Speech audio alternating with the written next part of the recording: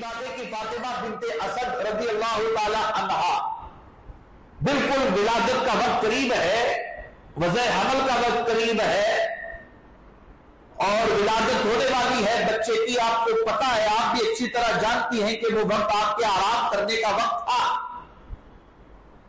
مگر آپ غور کریں کہ آپ اپنے گھر میں آرام نہیں کر رہی ہیں بلکہ آپ خانہ کعبہ کے طواف کے لیے اس حالت میں مطاف میں تشریف لاتی ہیں.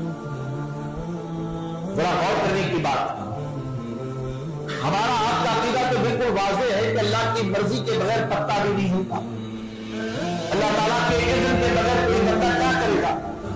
اب فاطمہ بنت اسد اس حال میں خانہ کعبہ کے طواف کے لیے مطاف میں تشریف لاتی ہے.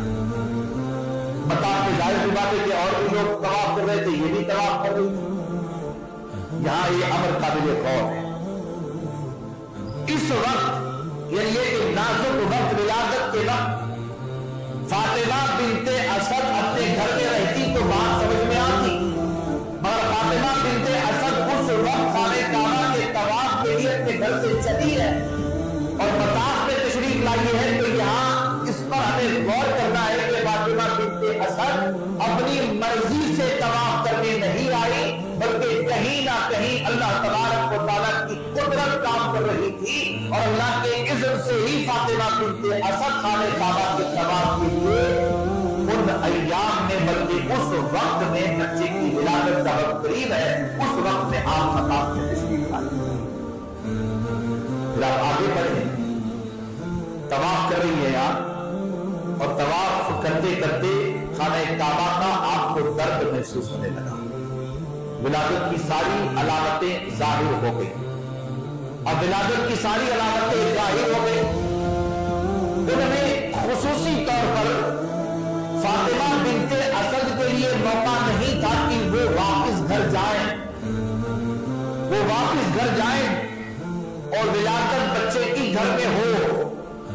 فاطمہ بنت اسد کے لیے کوئی ایسا موقع نہیں تھا کہ وہ کسی سے کہیں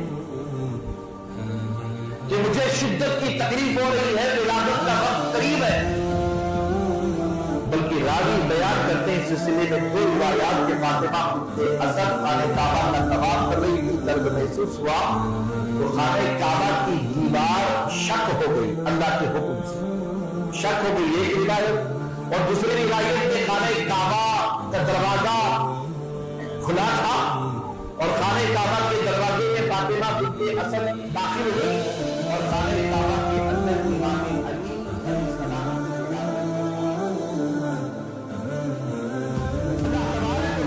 فاطمہ بنت اسد کی ولادت، بچے کی ولادت و سعادت کے لیے اپنے گھر کا انتخاب فرمایا.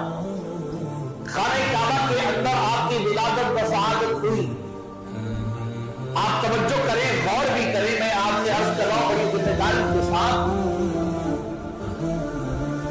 کہ وہ ساری عوارض نسوانی بچے کی ولادت کے وقت انسانی فطرت کے کہیں گندگی کا نکلنا، گندگی کا ظاہر ہونا وغیرہ وغیرہ، یہ سارے سوالات ہمارے اپنے ذہنوں میں پیدا ہوتے ہیں. آپ کی والدہ ماجدہ فرماتی ہیں کہ فاطمہ بنت اسد، آپ کی والدہ ماجدہ فرماتی ہے کہ میرے بیٹے کی ولادت ہوئی.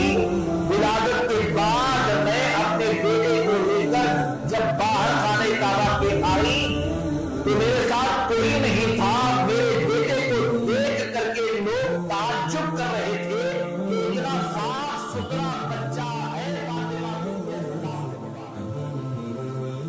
یعنی وہ ساری ہماری جسمانی وہ گندگی جو عام عورتوں کے ساتھ وضع حمل کے وقت، ولادت کے وقت خاص ہوتی ہے، وہ کہیں سے بھی فاطمہ بنت اسد کے ساتھ معاملہ نہیں تھا.